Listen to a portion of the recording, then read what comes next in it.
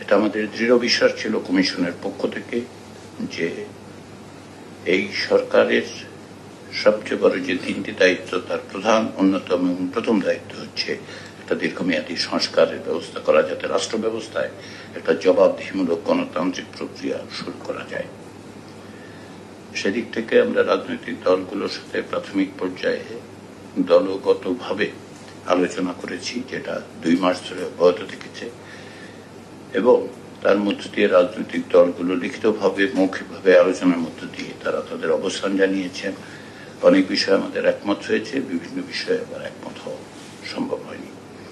কিন্তু এই আলোচনা প্রক্রিয়ায় আমরা আলাদা আলাদা করে আলোচনা প্রক্রিয়ায় যেটা বুঝতে পেরেছি সেটা হচ্ছে অন্তত পক্ষে 20টি বিষয় আছে যেগুলো রাষ্ট্রের মৌলিক সংস্কারের জন্য অনিবার্য, অবশ্যম্ভাবী, এবং এগুলো না করে বাংলাদেশকে একটি নতুন বাংলাদেশে, একটি গণতান্ত্রিক বাংলাদেশে পরিণত করা অসম্ভব। আজকের দিনটা একটু আবেগতাড়িত হওয়ার মতো দিন আমাদের সকলের জন্য, এই কারণে যে আজকে আমরা যে সনদ বাস্তবায়নের জন্য অন্তর্বর্তীকালীন সরকারের কাছে পেশ করব, সেই সনদের প্রত্যেকটি অক্ষর আসলে রক্ত দিয়ে লেখা, এগুলো কালো কালিতে লেখা নয়।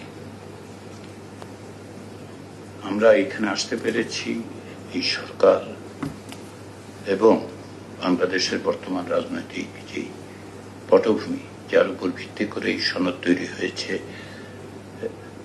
তা বিশাল গণ অভ্যুত্থান, অভূতপূর্ব গণ অভ্যুত্থান, অভাবনীয় গণ অভ্যুত্থান। ফলে সেই গণ অভ্যুত্থানের মধ্যে যারা প্রাণ দিয়েছেন, 16 বছর ধরে যারা নিপীড়ন মোকাবেলা করেছেন, গুম, খুন, তাদের প্রত্যেকের প্রতি আমাদের শ্রদ্ধা। যারা আহত তাদের প্রতি আমাদের কৃতজ্ঞতা। আমরা আশা করি যে তারা সুস্থ হয়ে উঠবেন, স্বাভাবিক জীবনে ফিরবেন, এবং যে বাংলাদেশ করার স্বপ্ন আমরা দেখছি সেই বাংলাদেশে তারা মাথা উঁচু করে দাঁড়িয়ে চলতে পারবেন। তারই প্রতিশ্রুতি, তারই অঙ্গীকার, তারই পথরেখা হচ্ছে জুলাই জাতীয় সনদ। একটা দীর্ঘ প্রক্রিয়ার মধ্যে দিয়ে আমরা এখানে এসে উপস্থিত হয়েছি। মাননীয় প্রধান উপদেষ্টার নেতৃত্বে এই কমিশন, জাতীয় ঐক্যমত্য কমিশন কাজ করেছে। তার পটভূমি হিসেবে ছিল যে গত বছর যে সমস্ত কমিশন, বিশেষ করে 6টি কমিশনকে যা দায়িত্ব দেওয়া হয়েছিল, সেই কমিশনগুলো সে দায়িত্ব সুচারুভাবে পালন করে প্রতিবেদন তৈরি করে সুপারিশমালা তৈরি করার প্রেক্ষাপটেই আসলে জাতীয় ঐক্যমত্য কমিশনের কাজের শুরু। আমরা সেই ধারাবাহিকতা অব্যাহত রেখেই অগ্রসর হয়েছি। আমরা রাজনৈতিক দলগুলোর সাথে 3 পর্যায়ে আলোচনা করেছি। প্রাথমিক পর্যায়ে কমিশনের পক্ষ থেকে সুনির্দিষ্টভাবে 166টি সুপারিশ আমরা শনাক্ত করি, যেগুলোকে আমরা মনে করেছি যে মৌলিক কাঠামোগত পরিবর্তন এবং সংস্কার করার জন্য জরুরি। এটা আমাদের দৃঢ় বিশ্বাস ছিল কমিশনের পক্ষ থেকে যে এই সরকারের সবচেয়ে বড় যে 3টি দায়িত্ব, তার প্রধান, অন্যতম এবং প্রথম দায়িত্ব হচ্ছে একটা দীর্ঘমেয়াদী সংস্কারের ব্যবস্থা করা, যাতে রাষ্ট্র ব্যবস্থায় একটা জবাবদিহিমূলক গণতান্ত্রিক প্রক্রিয়া শুরু করা যায়। সেদিক থেকে আমরা রাজনৈতিক দলগুলোর সাথে প্রাথমিক পর্যায়ে দলগতভাবে আলোচনা করেছি, যেটা 2 মাস ধরে অব্যাহত থেকেছে, এবং তার মধ্য দিয়ে রাজনৈতিক দলগুলো লিখিতভাবে মৌখিকভাবে আলোচনার মধ্য দিয়ে তারা তাদের অবস্থান জানিয়েছেন। অনেক বিষয়ে আমাদের একমত হয়েছে, বিভিন্ন বিষয়ে আবার একমত হওয়া সম্ভব হয়নি। কিন্তু এই আলোচনা প্রক্রিয়ায় আমরা আলাদা আলাদা করে আলোচনা প্রক্রিয়ায় যেটা বুঝতে পেরেছি সেটা হচ্ছে অন্তত পক্ষে 20টি বিষয় আছে যেগুলো রাষ্ট্রের মৌলিক সংস্কারের জন্য অনিবার্য, অবশ্যম্ভাবী, এবং এগুলো না করে বাংলাদেশকে একটি নতুন বাংলাদেশে, একটি গণতান্ত্রিক বাংলাদেশে পরিণত করা অসম্ভব।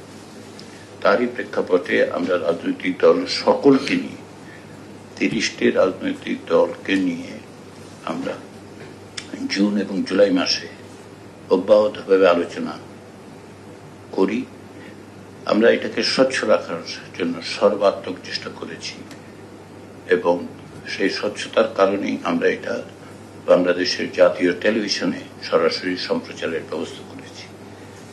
তাতে করে বাংলাদেশের মানুষ আসলে প্রত্যেকেই উৎসাহের সাথে আগ্রহের সাথে লক্ষ্য করেছেন যে কোন রাজনৈতিক দল কি বলছে, আমরা কমিশনের পক্ষ থেকে কি প্রস্তাব করছি, আমরা কিভাবে একটু ঐক্যমত্য তৈরির জন্য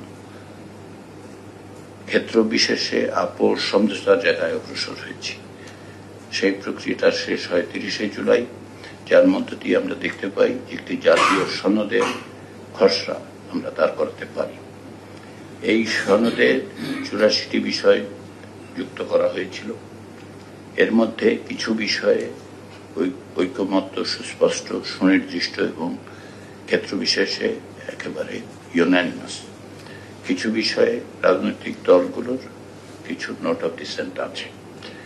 এই প্রক্রিয়াটার আমরা নোট অফ ডিসেন্ট সহই জাতীয় সনদ প্রস্তুত করি এবং আপনারা সকলেই জানেন যে সেটা 17ই অক্টোবর স্বাক্ষরিত হয়েছে। এই প্রক্রিয়ার সঙ্গে যারা যুক্ত সকলেই প্রায় তাতে স্বাক্ষর করেছে। কয়েকটি দল এখনো স্বাক্ষর করেননি, কিন্তু এই কমিশনের মেয়াদ 31 অক্টোবর পর্যন্ত আছে। আমরা অব্যাহতভাবে আলোচনা করছি, আমরা আশা করছি যারা এখনো স্বাক্ষর করেননি কয়েকটি দল তারা করবেন। তো পাশাপাশি 31শে জুলাই যখন আমরা আমাদের সনদ প্রস্তুত করার কাজটা সম্পাদন করি, রাজনৈতিক দলগুলোর পক্ষ থেকে কমিশনকে অনুরোধ করা হয়েছিল যেন কমিশন এটি বাস্তবায়নের জন্য পদক্ষেপ গ্রহণ করে, সুপারিশ তৈরি করে। কমিশন নিজে কোনো অবস্থাতেই কোনো কিছু বাস্তবায়ন করতে পারবে না, কিন্তু রাজনৈতিক দলগুলো কমিশনকে, বিশেষ করে কমিশন প্রধান হিসেবে মাননীয় প্রধান উপদেষ্টা স্যার আপনার সংশ্লিষ্টতার জন্য তারা মনে করেছে যেটা এই কমিশনের উপর তারা আস্থা রাখতে পারে এবং এই কমিশনের সুপারিশ সরকার বিবেচনা করে এটি বাস্তবায়ন আইনি ভিত্তি দেওয়ার নিশ্চয়তা তৈরি করবে। সেই পটভূমিকাতে আমরা আগস্ট মাস থেকে বাস্তবায়ন প্রক্রিয়া নিয়ে আলোচনা শুরু করি এবং এই বাস্তবায়ন প্রক্রিয়ার আলোচনার ক্ষেত্রে আমরা যেটা এটাও মনে করেছি কমিশনের পক্ষ থেকে যে রাজনৈতিক দলগুলোর মতামতের পাশাপাশি সাংবিধানিক বিষয়গুলোর আরো ব্যাপকভাবে, বিস্তৃতভাবে এবং গভীরভাবে বোঝার জন্য আমাদের বিশেষজ্ঞদের সাথে পরামর্শ করা দরকার। তারই প্রেক্ষাপটে আমরা 6 সদস্য বিশিষ্ট একটি বিশেষজ্ঞ প্যানেল তৈরি করে, যাতে 2জন সাবেক বিচারপতি, 3 জন আইনজীবী এবং 1 জন আইনের শিক্ষক ছিলেন। তারা এই প্রক্রিয়ায় ঘনিষ্ঠভাবে যুক্ত থেকে 14 বারেরও বেশি দীর্ঘ সময় ধরে তারা কমিশনের সঙ্গে বৈঠক করেছেন এবং তারই সমন্বিত রূপ হিসেবে আমরা কমিশনের পক্ষ থেকে রাজনৈতিক দলগুলোর যে মতামত, তাদের অবস্থান এবং বিশেষজ্ঞদের যে পরামর্শ, সর্বোপরি কমিশনের যে বিবেচনা, সেই বিবেচনার থেকে আমরা সুপারিশ তৈরি করেছি। আমাদের বিবেচনার ক্ষেত্রে এককভাবে যেটা কাজ করেছে সেটা হচ্ছে সংস্কার। কোন রাজনৈতিক দল, কোন গোষ্ঠী কোন রকম ভাবেই যেন মনে না করে যে এটি তাদের এজেন্ডা, তাদের বক্তব্য বাস্তবায়নের প্রক্রিয়া। আমাদের বিবেচনাটা ছিল যে আমাদের যে দায়িত্ব দেয়া হয়েছে সে দায়িত্ব হচ্ছে একটি সংস্কারের পথরেখা তৈরি করা, সকলকে এক জায়গায় আনা এবং সর্বোপরি বাস্তবায়নের পথ একটা সুপারিশ করা। সেই বিবেচনার থেকেই, সেই প্রক্রিয়ার অংশ হিসেবেই আমরা জাতীয় ঐক্যমত্য কমিশনের পক্ষ থেকে সরকারের কাছে 2টো বিকল্প বাস্তবায়ন এবং আইনি ভিত্তি দেওয়ার 2টো বিকল্প প্রস্তাব উপস্থাপন করতে চাচ্ছি। কমিশন মনে করছে যে এই বাস্তবায়ন প্রক্রিয়ার যে এই 2টো বিকল্পের ক্ষেত্রে প্রথম যে পর্যায়গুলো আসলে থাকবে এই বাস্তবায়ন প্রক্রিয়ায়, সেটি হচ্ছে সরকারের পক্ষ থেকে একটি আদেশ জারি করা হবে, যে আদেশের মধ্যে সুস্পষ্টভাবে এই পথরেখাটা থাকবে যে কিভাবে এই প্রক্রিয়া অগ্রসর হবে। বিকল্প প্রস্তাব দুটো হলো অনেকগুলি বিষয়ই আসলে কার্যত একইভাবে অগ্রসর হবে।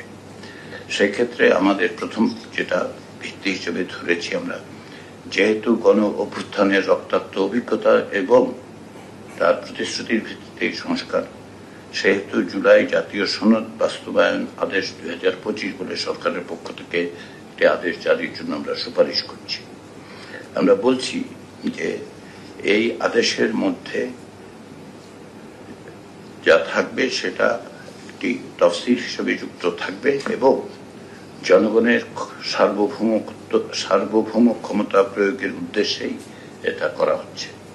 সেই বিবেচনায় তাদের কাছ থেকে যদিও গণ অভ্যুত্থানের মধ্য দিয়ে জনগণের কনস্টিটিউয়েন্ট পাওয়ার এবং সভরেন পাওয়ার এক্সারসাইজ হয়েছে, তারপরেও আমরা মনে করেছি এই কনস্টিটিউয়েন্ট পাওয়ার এক্সারসাইজ করার ক্ষেত্রে আমাদের দুটো বিষয় করা দরকার। একটা হচ্ছে জনগণের কাছে আরেকবার ফিরে যাওয়া দরকার তাদের সম্মতি এবং সমর্থনের জন্য, এবং সেটাকে একটা কাঠামোগত রূপের মধ্য দিয়ে বাস্তবায়নের প্রক্রিয়া তৈরি করা দরকার। সে কারণেই এই আদেশের দুটো অত্যন্ত গুরুত্বপূর্ণ উপাদান হচ্ছে একটি গণভোট এবং আরেকটি হচ্ছে যে আগামী জাতীয় সংসদ যেন কনস্টিটিউয়েন্ট পাওয়ার এক্সারসাইজ করতে পারে, তার জন্য আমরা বলছি যে ওই একই সংসদ সংবিধান সংস্কার পরিষদ হিসেবে কাজ করবে। সেদিক থেকে বিস্তারিত এইরকম যে আমরা বলছি প্রথমত একটি আদেশ জারি করা যেখানে বলা হবে যে একটি গণভোট অনুষ্ঠিত হবে, সেই গণভোটের জন্য যে প্রশ্নগুলো যে বিষয়গুলো সেগুলো সবই সংবিধান সংশ্লিষ্ট থাকবে।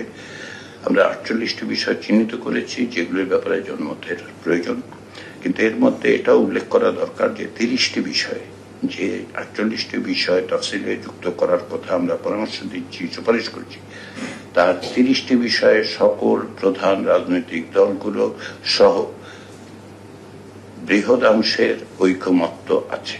বাকি 18টি বিষয়ে কিছু কিছু ভিন্ন মত আছে। তারপরে আমরা মনে করি যে তফসিলে 48টি বিষয় সংশ্লিষ্ট করে একটি প্রশ্নের মাধ্যমে, অর্থাৎ জনগণ এই আদেশ দেওয়ার ক্ষমতা যে সরকার এক্সারসাইজ করছেন সেটাকে যেন তারা সমর্থন করেন, সেই প্রশ্ন করা, এবং এই সংস্কার প্রস্তাবগুলোর ক্ষেত্রে তাদের সমর্থন আছে কিনা সেটা যেন তারা জানাতে পারেন। আমরা বলছি যে এর মধ্য দিয়ে যে গণভোটের মধ্য দিয়ে যদি এই সংস্কার প্রস্তাবগুলো জনগণের অনুমোদন পায়, তাহলে তার ভিত্তিতে যে সংসদ প্রতিষ্ঠিত হবে তা একই সঙ্গে যেহেতু সংবিধান সংস্কার পরিষদ হিসেবে কাজ করবে, এটার ডুয়েল এন্টিটির কারণে আমরা এটাকে বলছি যে আলাদা আলাদাভাবে তারা শপথ নেবেন। একই ব্যক্তি, নির্বাচিত ব্যক্তিরাই শপথ গ্রহণ করবেন, প্রথমত জাতীয় সংসদের সদস্য হিসেবে এবং পাশাপাশি সংবিধান সংস্কার অ্যাসেম্বলির পরিষদের সদস্য হিসেবে। সংবিধান সংস্কার পরিষদ 270 দিনের মধ্যে যে সমস্ত বিষয়ে গণভোটের মধ্য দিয়ে যে সমস্ত সংবিধান সংস্কারের জন্য জনগণের সম্মতি পাওয়া গেছে সেগুলো তারা বাস্তবায়ন করবেন। এটা হচ্ছে আমাদের একটি প্রস্তাব যে তারা 270 দিনের মধ্যে এই বাস্তবায়ন নিশ্চিত করবেন। এখন এর পাশাপাশি আমরা যে দ্বিতীয় বিকল্প প্রস্তাবটা দিচ্ছি, এই পর্যন্ত যে প্রক্রিয়ার কথা আমরা বলছি সেটা হচ্ছে আদেশের ভিত্তিতে গণভোট, গণভোটের মধ্য দিয়ে জনগণের সম্মতি আদায় এবং একটি সংবিধান সংস্কার পরিষদ গঠন। সংবিধান সংস্কার পরিষদ তখনই কেবলমাত্র গঠিত হবে যদি গণভোটে সকলের সম্মতি পাওয়া যায়, অন্যথায় নির্বাচনের মধ্য দিয়ে যদি সংসদ নির্বাচিত হয়, সংসদ তার স্বাভাবিক প্রক্রিয়ায় অগ্রসর হবে। আমরা কনস্টিটিউয়েন্ট পাওয়ারটা মনে করি যে এটা সুস্পষ্টভাবে সুনির্দিষ্টভাবে থাকার জন্য সংবিধান সংস্কার পরিষদ বলে এটি চিহ্নিত হওয়া দরকার, যাতে করে আমরা এটার প্রমাণ এটা প্রতিষ্ঠা করতে পারি যে ত্রয়োদশ জাতীয় সংসদ আগের যে কোনো জাতীয় সংসদ থেকে সম্পূর্ণ ভিন্ন। কেবলমাত্র ভিন্ন পটভূমিতেই তৈরি হয়েছে তা নয়, সে একটা ভিন্ন দায়িত্ব নিয়ে তৈরি হয়েছে। ফলে আদেশের অধীনে গণভোটের অধীনে সংবিধান সংস্কার পরিষদ গঠিত হবে এবং সংবিধান সংস্কার পরিষদ 270 দিনের মধ্যে এই সংস্কার প্রস্তাবগুলো বাস্তবায়ন করবে। এখানে একটি পঞ্জিকা দিবসের কথা আমরা বলেছি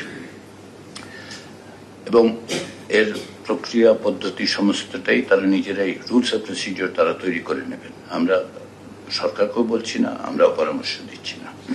এটা একটি বিকল্প হিসেবে আমরা বিবেচনা করেছি, আমরা সুপারিশ করছি। সেক্ষেত্রে এর সঙ্গে একটি বিষয় যুক্ত আছে, সেটা হচ্ছে এই যে উচ্চকক্ষ গঠন, বিশেষত ভোটের সংখ্যানুপাতে উচ্চকক্ষ গঠন যেভাবে আলোচনা হয়েছে এবং সিদ্ধান্ত হয়েছে নোট অফ ডিসেন্ট সহ, সেটা হচ্ছে যে উচ্চকক্ষ প্রপোর্শনাল রিপ্রেজেন্টেশন, যেটা সংখ্যানুপাত ভোটের সংখ্যানুপাতে হবে প্রাপ্ত ভোটের। এখন যদি প্রাপ্ত ভোটের সংখ্যানুপাতে হয়, এটাও সকলে সিদ্ধান্ত হয়েছে যে আসলে নির্বাচনে, জাতীয় সংসদ নির্বাচনের আগেই উচ্চ কক্ষের যারা সদস্য হবেন তাদের নামের তালিকা প্রকাশ করতে হবে। কিন্তু এখন যেহেতু এই মুহূর্তেই উচ্চ কক্ষের তালিকা প্রকাশ করার, গণভোটে যদি এটা গৃহীত না হয় তাহলে উচ্চ কক্ষের তালিকা প্রকাশ করার কোনো বাধ্যবাধকতা থাকতে পারে না। সেই বিবেচনায় আমরা যেটা বলেছি সেটা হচ্ছে যে উচ্চ কক্ষর যদি সম্মত হয় তাহলে সংসদ বসার পরে সুনির্দিষ্ট সময়ের মধ্য দিয়ে তারা এটি নিশ্চিত করবেন যে উচ্চ কক্ষ ভোটের সংখ্যানুপাতে গঠিত হচ্ছে। এটা আমাদের 45 দিনের মধ্যে। তখন এই প্রথমবারের মতো এই এক্সেপশন ওয়েভটা করা হচ্ছে যে যাতে কোন রকম এইটাই বাধা হয়ে না যায়। সেই ক্ষেত্রে আমাদের অনুমান 270 প্লাস 45 দিনের মধ্যে প্রায় এটা 1 বছর লাগবে। অর্থাৎ যদি 2026 সালেও ভোট নির্বাচন হয় তাহলে সম্ভবত 2027 সালে গিয়ে আমরা একটা উচ্চ কক্ষ পাবো, উইথ দ্য ক্যাভিয়ার্স যেগুলো আমরা বলেছি। সেই ক্ষেত্রে ওই উচ্চ কক্ষের মেয়াদ, প্রথম উচ্চ কক্ষের মেয়াদ আসলে নিম্নকক্ষ যতদিন বহাল থাকবে ততদিনই হবে। সেক্ষেত্রে এটা প্রকৃতপক্ষে 4 বছর হবে।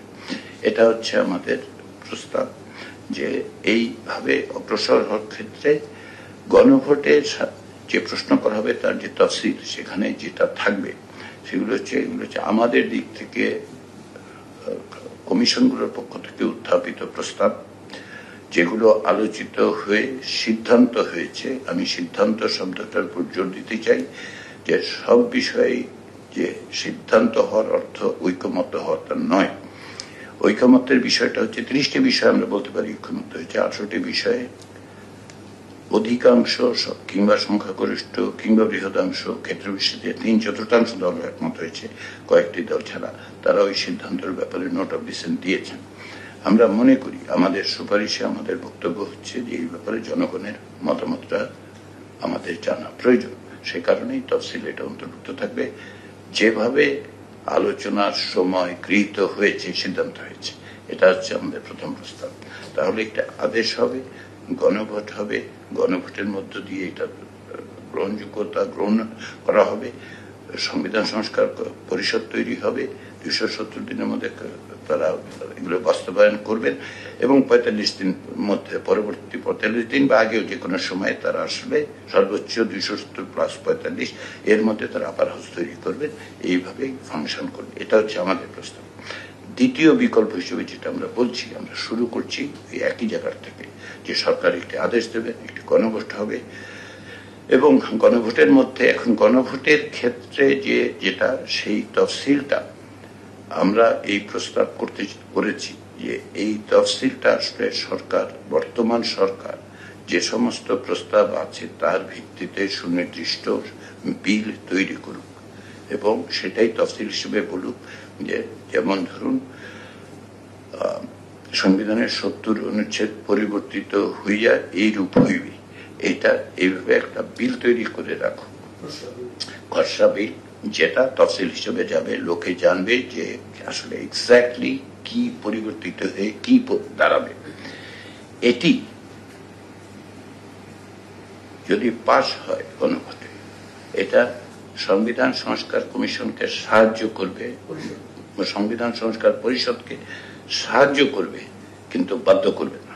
বাধ্য করবে তখন যদি 270 দিনের মধ্যে সংবিধান সংস্কার পরিষদ সংস্কার প্রক্রিয়া বাস্তবায়নে সমর্থ না হয়।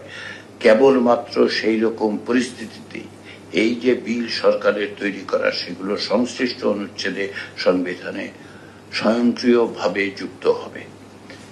আমরা কোন অবস্থাতেই, অনেকেই যেটা হয় সাধারণত যে কোনো রকম কনস্টিটিউয়েন্ট অ্যাসেম্বলি বা এই ধরনের সংবিধান সংস্কার পরিষদ তৈরি হলে সারা পৃথিবীর অভিজ্ঞতা হচ্ছে এক ধরনের পিউনিটিভ মেজার রাখা, যেটা আইদার ডিসলভ করে অথবা আমরা সেটা বিবেচনা করে মনে করেছি যে এরকম কোনো পিউনিটিভ মেজার রাখা সঠিক হবে না বাংলাদেশের রাজনৈতিক সংস্কৃতির বিবেচনায়, এবং ভবিষ্যতে রাজনৈতিক অস্থিতিশীলতা তৈরি করার কোন রকম রেসিপি আমরা দিতে পারি না। আমরা সেই কারণেই বলেছি যে সংসদ অব্যাহত থাকবে, এগুলো সংযুক্ত হয়ে যাবে এবং দেশ শাসিত হবে, এবং দেশের প্রশাসনে কোন রকম যাতে ব্যত্যয় না ঘটে, কোন রকম বিরূপ পরিস্থিতির সৃষ্টি না হয়। অনেকেই আমাদেরকে প্রশ্ন করেছেন পিউনিটিভ মেজার, কারণ সারা পৃথিবীতে তাই, আমাদের অভিজ্ঞতা তাই, আপনারা সকলে নিশ্চয়ই জানেন। ফলে আমরা পিউনিটিভ বলছি না এটাকে কোন অবস্থাতে। আমরা দৃঢ়ভাবে বিশ্বাস করি, গভীরভাবে আস্থা রাখি যে বাংলাদেশের নাগরিকরা যে জনপ্রতিনিধিদের তৈরি করবেন তারা নিঃসন্দেহে নিশ্চিতভাবে সংস্কার প্রক্রিয়াকে অগ্রসর করার জন্য 270 দিনের মধ্যে প্রয়োজনীয় সংশোধন, সংযোজন, বিয়োজন, পরিবর্তন, পরিমার্জন যা যা প্রয়োজন হবে তারা তা করবে। এ বিষয়ে আমরা আস্থা রাখতে চাই, আমরা দৃঢ়ভাবে বিশ্বাস করতে চাই। সে কারণে আমরা কখনোই এই শব্দটি ব্যবহার করিনি, এবং আমরা অনুরোধ করব যখন সংস্কারের প্রস্তাবটি সর্বসমক্ষে আলোচিত হবে, আমি এখানে আমার কমিশনের সঙ্গে যারা সংশ্লিষ্ট তাদের এবং উপদেষ্টা পরিষদে যারা আছে তাদের প্রতি আমাদের পক্ষ থেকে আন্তরিক অনুরোধ থাকবে, এটা যেন কোনো অবস্থাতেই পিউনিটিভ মেজার না বলা হয়, কারণ এটা পিউনিটিভ মেজার নয়। সংসদ থাকবে, কারো বিরুদ্ধে কোনো, আমরা আস্থাটা রাখতে চাই। তাহলে আমাদের দুটো বিকল্প প্রস্তাবে আসলে কার্যত একই জায়গার থেকে শুরু হবে। শুধুমাত্র পার্থক্য যেখানে হবে সেটা হচ্ছে যে হয় সরকার এখন প্রস্তাবগুলো তফসিলে দিয়ে বলবে, তাতে করে যেটা হবে যে পরে সংবিধান সংস্কার পরিষদ সেগুলোকে আইনি রূপ দেবে 270 দিনের মধ্যে। আর যদি মনে হয় যে 270 দিনের ক্ষেত্রে এটা বাস্তবায়ন যদি না হয়, সেরকম কোন রকম আশঙ্কা তৈরি হয়, তাহলে পরামর্শ হিসেবে এই সরকার এই বিলটা তৈরি করেই তফসিলে দিয়ে গণভোটে যেতে পারে। তাতে করে সুবিধা যেটা হবে এই বিকল্পে, যে কোনো অবস্থাতেই ভবিষ্যতে সংবিধান সংস্কার পরিষদের কাজের ক্ষেত্রে এমন রকম দাঁড়াবে না যে সেটা ফেল করেছে, এবং ফেল করার কারণে কোন অবস্থাতেই বাংলাদেশে যেন রাজনৈতিক অস্থিতিশীলতা না তৈরি হয়। আমরা সংস্কার নিশ্চিত করতে চাই, আমরা রাজনৈতিক প্রক্রিয়া অব্যাহত রাখতে চাই, আমরা জনগণের প্রতিনিধিত্বের উপর আস্থা রাখতে চাই, এবং সর্বোপরি আমরা মনে করি যে কোনো পরিস্থিতিতে বাংলাদেশের নাগরিকদের প্রতিনিধিরা, রাজনৈতিক দলগুলো তাদের যথাযথ ভূমিকা পালন করবে। আমাদের পক্ষ থেকে এই দুটো হচ্ছে সংবিধান সংস্কার সংক্রান্ত বিষয়গুলো বাস্তবায়নের ক্ষেত্রে সুনির্দিষ্ট প্রস্তাব। দুটো বিকল্প আছে, আমরা আশা করি যে সরকারের পক্ষ থেকে দুটো বিকল্প বিবেচনা করে যথাযথ সময়ে পদক্ষেপ নেওয়া হবে। এখানে আরো দুটো বিষয় আছে, আমি ফুটনোট হিসেবে উল্লেখ করতে চাই। একটা হচ্ছে যে একটা প্রশ্ন উঠেছে গণভোটটা কখন হবে। রাজনৈতিক দলগুলোর অবস্থানগত পার্থক্য আছে। কমিশন কোন সুস্পষ্ট দিন, তারিখ, সময় পরামর্শ দিচ্ছে না। এই বিবেচনা থেকে দিচ্ছে না যে কমিশন আসলে এটা কোনো অবস্থাতেই তার লজিস্টিক্যাল আসপেক্ট থেকে এটা নির্ধারণ করতে পারবে না যে আসলে 42,000-এর বেশি সেন্টার কখন তৈরি হবে, অমোচনীয় কালি কখন সংগ্রহ করা যাবে, কাগজ কোথায় পাওয়া যাবে। এগুলো হচ্ছে বাস্তবসম্মত বিবেচনায় তারিখ নির্ধারণ করা। ফলে আমরা এটা সরকারকে বলছি যে এটা সরকার যে কোনো সরকার তার বিবেচনার থেকে নির্ধারিত সময়ে নির্বাচন অনুষ্ঠান করবে। আমাদের অনুরোধ থাকবে যে সরকার এটি নির্বাচন কমিশনকে জিজ্ঞাসা করে নির্বাচন কমিশনই যেন এই সিদ্ধান্ত নেয় যেটা তাদের করার কথা। এটা হচ্ছে একটা। দ্বিতীয় যে বিষয়টা সেটা হচ্ছে যে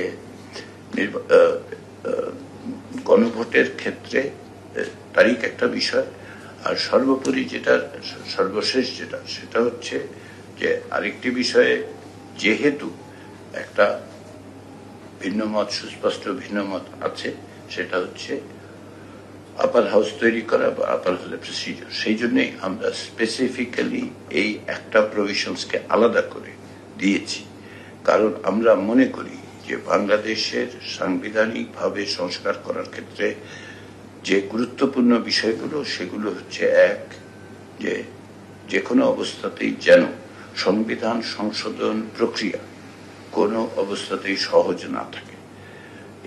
এই বিবেচনার থেকে যে অতীতে বাংলাদেশে 2/3 সংখ্যাগরিষ্ঠতার জোরে বড় ধরনের রাষ্ট্রের কাঠামোগত, চরিত্রগত এবং প্রকৃতপক্ষে বাংলাদেশের মুক্তিযুদ্ধের মধ্য দিয়ে যে স্বপ্ন, আকাঙ্ক্ষা, প্রতিশ্রুতি ছিল তার সঙ্গে সম্পূর্ণ ব্যত্যয় ঘটিয়ে সংশোধনীগুলো করা হয়েছে কেবলমাত্র একদলীয় বিবেচনা থেকে। আমরা সেটা মনে করি যে সেটা আসলে বন্ধ করা দরকার। তার জন্য অন্তত পক্ষে কিছু রোড ব্লকস তৈরি করা দরকার। আমরা আপার হাউসের এই ভূমিকাটা, যেখানে সিম্পল মেজরিটিতেই আসলে লোয়ার হাউসের 2/3 মেজরিটি আপার। আমরা আরেকটা জিনিস মনে করি, সেটা হচ্ছে যে রাষ্ট্রের সংস্কারের একটা গুরুত্বপূর্ণ বিষয় হচ্ছে এই যে রাষ্ট্রীয় প্রতিষ্ঠান যেগুলো সেগুলো যেন স্বাধীনভাবে কাজ করতে পারে, কারণ অন্যথায় জবাবদিহিমূলক গণতান্ত্রিক রাষ্ট্র প্রতিষ্ঠা করা যাবে না, যার মধ্যে নির্বাচন কমিশনকে স্বাধীন প্রতিষ্ঠান হিসেবে কাজ করার ক্ষেত্রে আমরা রাজনৈতিক দলগুলো সকলের ঐক্যমত প্রতিষ্ঠা করতে পেরেছি। বাকি 4টি ক্ষেত্রে অর্থাৎ public service commission, anti corruption commission, controller and auditor general এবং আমরা ওমবার্সম্যান, এই 4টির ক্ষেত্রে আমরা আসলে ঐকমত্যটা প্রতিষ্ঠা করতে পারি। ইলেকশন কমিশন, নির্বাচন সবচেয়ে গুরুত্বপূর্ণ বলে আমরা এটা বিবেচনা করেছি, যেটা যাতে ভবিষ্যতে শান্তিপূর্ণ ক্ষমতা হস্তান্তর প্রক্রিয়া। তৃতীয় যেটা আমরা গুরুত্বপূর্ণ বলে মনে করি যে সেটা হচ্ছে যে শান্তিপূর্ণভাবে ক্ষমতা হস্তান্তর প্রক্রিয়ার একটা সবচেয়ে বড় উপাদান হচ্ছে তত্ত্বাবধায়ক সরকার ব্যবস্থা। আমি অত্যন্ত কমিশনের পক্ষ থেকে বলতে পারি এটা অত্যন্ত দুর্ভাগ্যজনক বলে আমাদের কাছে মনে হয়েছে যে রাজনৈতিক দলগুলো তত্ত্বাবধায়ক সরকার ব্যবস্থা প্রতিষ্ঠার জন্য কম করে হলেও ধরুন 14 বছর ধরে রাজপথে সংগ্রাম করার পরও তারা এক জায়গায় আসতে পারেনি। এটা দুর্ভাগ্যজনক এবং এই ক্ষেত্রে আমি বলি যে আমি তারপরেও আশা করি যে জনগণের সম্মতির মধ্য দিয়ে বাংলাদেশে একটি এমন তত্ত্বাবধায়ক সরকার ব্যবস্থা প্রতিষ্ঠিত হবে যা শান্তিপূর্ণভাবে ক্ষমতা হস্তান্তর প্রক্রিয়া নিশ্চিত করতে পারবে। ফলে এই বিষয়গুলোকে আমরা গুরুত্ব দিয়েছি, বিবেচনা করেছি এবং তারই ভিত্তিতে আসলে আমরা সুপারিশগুলো তৈরি করেছি। সর্বশেষে আমি দুঃখিত যে আমি একটু বেশি সময় নিচ্ছি, কারণ আমি একটু সুস্পষ্ট করে আমাদের অবস্থানগুলো বলতে চেয়েছি। সর্বশেষ যেটা আমাদের কাছে মনে হয়েছে এবং যেটা আমরা বলতে পারি অত্যন্ত নির্দ্বিধায়, সেটা হচ্ছে এই যে আমরা যে সুপারিশ করছি সেই সুপারিশ কোন দল বা কোনো রাজনৈতিক দলের যে সমস্ত আশা, আকাঙ্ক্ষা, চাওয়া পাওয়ার বিষয় আছে তার সঙ্গে সম্পূর্ণভাবে সঙ্গতিপূর্ণ হবে এরকম মনে করার কোনো কারণ নেই। যে কারণে আমি অনুমান করি যে রাজনৈতিক দলগুলোর থেকে ভিন্ন মত আসবে এবং সেই ভিন্ন মতের পরিপ্রেক্ষিতে আমি আশা করি সরকার অত্যন্ত দৃঢ়তার সঙ্গে এগুলো মোকাবেলা করবেন এবং বাংলাদেশে ভবিষ্যতের পথরেখা নির্ধারণ করতে হলে আমি অতীতে এই কক্ষেও একাধিকবার বলেছি, আবারও বলি, বাংলাদেশের যতগুলো নির্বাচন হয়েছে তার মধ্যে আগামী নির্বাচনটা সবচেয়ে গুরুত্বপূর্ণ এই কারণে যে সাধারণত একটি দেশ ফাউন্ডেশনাল ইলেকশনের সুযোগ পায় না। আমরা ফাউন্ডেশনাল ইলেকশনের সুযোগ পাচ্ছি। এটা একটা সুযোগ ছিল 1973 সালে, সেটা আমরা ব্যবহার করতে পারিনি। আমরা তিনবার গণতন্ত্র উত্তরণের সুযোগ পেয়েছি, আমরা সেটা ব্যবহার করতে পারিনি। এই চতুর্থবারের মতো আমরা গণতান্ত্রিক প্রক্রিয়া থেকে অগ্রসর হচ্ছি, কিন্তু এই নির্বাচন নির্ধারণ করবে কি কারণে? যদি আমরা সংবিধানের এই সাংবিধানিক সংস্কারগুলো করতে পারি, তাহলে যেটা হবে সেটা হচ্ছে আমরা একটা স্থায়ী ব্যবস্থার দিকে অগ্রসর হব, এবং সেটা নিশ্চিত করা আমার কাছে মনে হচ্ছে। তার জন্য অতীতে গত 1 বছরের বেশি সময় ধরে এই সরকার বিভিন্ন সময় যে পরিস্থিতি মোকাবেলা করেছে এবং অনেক ক্ষেত্রে যে দৃঢ়তা দেখেছে, তার চেয়ে অনেক বেশি দৃঢ়তার সঙ্গে এটা পরিস্থিতি মোকাবেলা করে অগ্রসর হতে হবে। এর আসলে প্রকৃত পক্ষে কোনো বিকল্প নেই। সর্বশেষ আমি কমিশনের সমস্ত সদস্যকে আন্তরিকভাবে ধন্যবাদ জানাই। আমার সৌভাগ্য হয়েছে তাদের সাথে কাজ করার। আমি কৃতজ্ঞতা প্রকাশ করি মাননীয় প্রধান উপদেষ্টা আপনার কাছে, যে আপনি আমাকে এই দায়িত্ব দিয়েছিলেন।